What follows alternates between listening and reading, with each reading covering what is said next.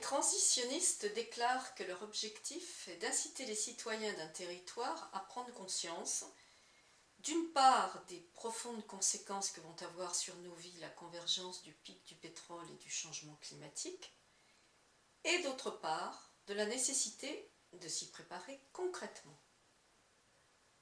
Dès lors, quelle est vraiment leur différence avec les objecteurs de croissance ?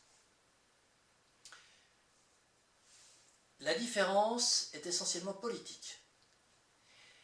Les transitionnistes ne se positionnent pas politiques, ils se disent apolitiques et sont réellement apolitiques. Les mouvements de transition ont démarré en Grande-Bretagne. Le porte-parole le plus connu de ce mouvement s'appelle Rob Hopkins. Et ce mouvement a pris naissance dans des villes de petite et moyenne importance. Il commence maintenant à s'étendre dans les villes de grande importance. Et l'objectif, comme vous venez de le dire, c'est de commencer à mettre petit à petit le pied dans la transition. Pour les transitionnistes, la déplétion des ressources fossiles est acquise. La décroissance est acquise. Donc il y a déjà cette petite différence, c'est que on ne peut pas soupçonner les transitionnistes de ne pas croire à la décroissance. Alors qu'avec les objecteurs, on vient de voir qu'on pourrait imaginer qu'ils n'y croient pas vraiment. Les transitionnistes, eux, en sont persuadés. Ils considèrent d'ailleurs que la décroissance est déjà là, et ils se mettent en situation concrète de modifier leur mode de vie avec la contrainte de la basse énergie. Alors c'est le développement de ce qu'on appelle l'agriculture urbaine, notamment, c'est-à-dire l'implantation de petites ou moyennes surfaces maraîchères dans les villes et également de petits îlots de petit élevage. Et donc nous n'avons pas chez les transitionnistes de prise de position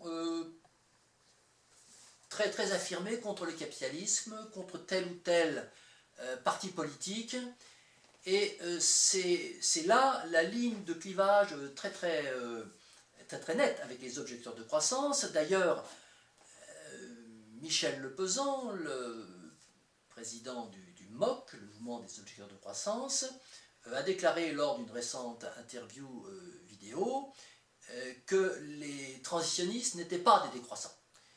Donc c'est les objecteurs de croissance eux-mêmes qui mettent à part les transitionnistes de ce point de vue.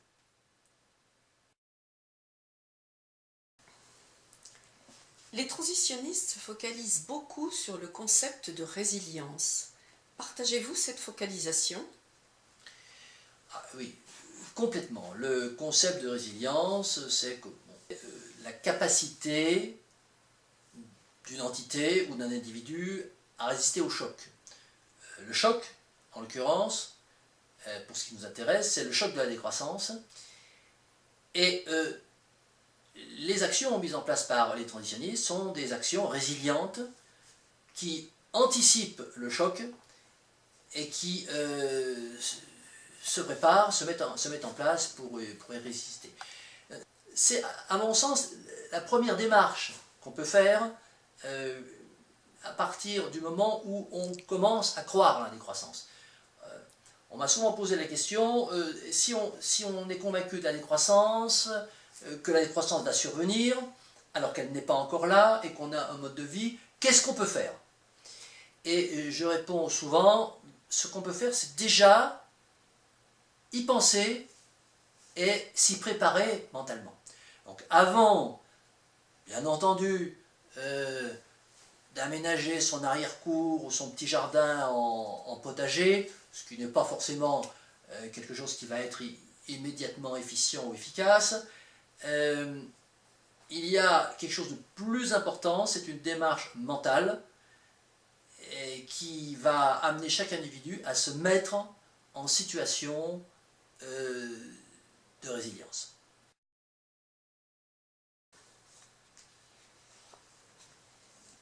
La relocalisation de l'économie tient une grande place dans leur démarche, par le biais d'actions concrètes telles que les AMAP, SEL, monnaie locale, jardins partagés. Pensez-vous que ce soit une démarche d'avenir ou simplement le témoignage d'une mode quelque peu bobo? Alors comme dans tous les mouvements naissants, et parce que nous sommes dans une société dominée par le marketing, on ne peut nier qu'il y ait une récupération à la marge de ces démarches et que effectivement certains milieux bobos entreprennent ponctuellement et de façon non durable des démarches d'agriculture urbaine par exemple. Ceci est confirmé d'ailleurs par les faits, puisque nombre de ces actions sont menées par des néo-ruraux et elles ne sont pas toujours menées à leur terme. L'association Terre de Liens, qui gère un certain nombre de propriétés agricoles et qui les met en bail de fermage à des agriculteurs biologiques, à des porteurs de projets qui viennent s'installer pour pratiquer l'agriculture biologique,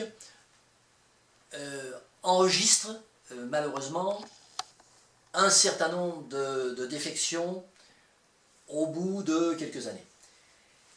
Bon, ceci est bien normal puisque les métiers ne s'inventent pas aussi facilement que ça. Une vocation tardive n'est pas forcément aussi bien enracinée qu'une hérédité familiale, mais cela ne doit pas nous amener à conclure hâtivement que les échecs ou la non-durabilité d'un certain nombre de ces démarches de retour à la terre qu'on peut classer, qu'on peut mettre dans la rubrique démarche de transition, ne préfigure pas les mouvements qui seront plus tard imposés par la réalité de la décroissance. Et de ce fait, constituent des expériences, constituent des prémices et des premiers pas d'une mutation que les individus, un par un, vont être obligés d'opérer face à l'inéluctabilité de la décroissance.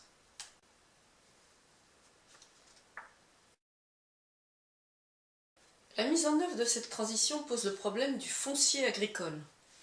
Comment voyez-vous l'action des transitionnistes dans cette affaire?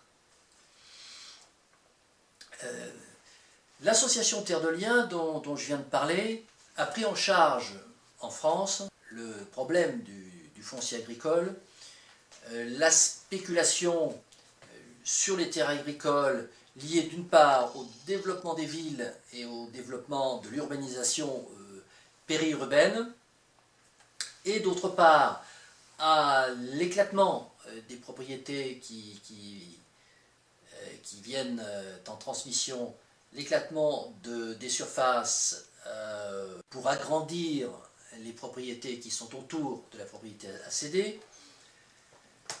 Ces démarches de type Terre de Liens visent à sanctuariser les propriétés agricoles et parallèlement à les garder ou les faire entrer dans le mode d'exploitation biologique. C'est une démarche qu'on peut classer dans tout à fait, qui rentre tout à fait dans le cadre des démarches transitionnistes.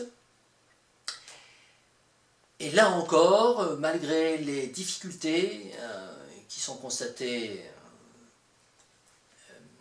de temps en temps, elle préfigure l'évolution et l'orientation qu'il conviendra de prendre face à la décroissance.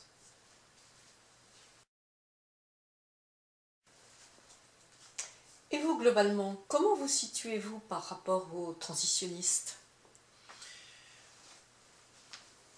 Personnellement, j'adhère complètement et sans réserve à toutes les démarches transitionnistes.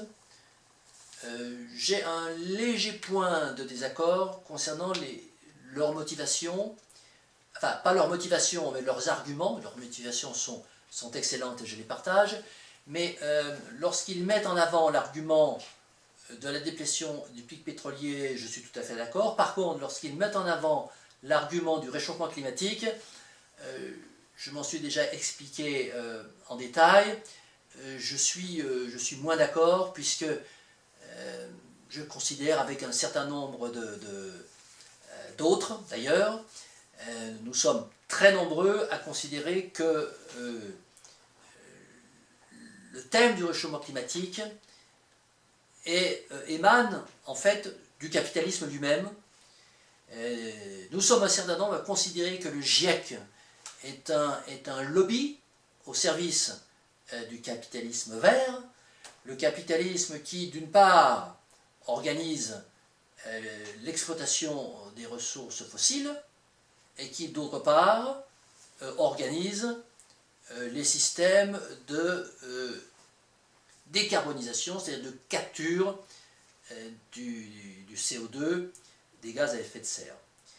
Ce système gagnant-gagnant, qui permet d'une part de faire des bénéfices en vendant un produit aux individus, et d'autre part d'ajouter à ces bénéfices une activité qui, elle, est financée par l'impôt, est une réussite objective du système capitaliste, mais malheureusement, les objecteurs de croissance, je l'ai déjà dit, mais les transitionnistes également tombent dans ce piège et se font, malgré eux, bien entendu, les alliés du développement du capitalisme vert.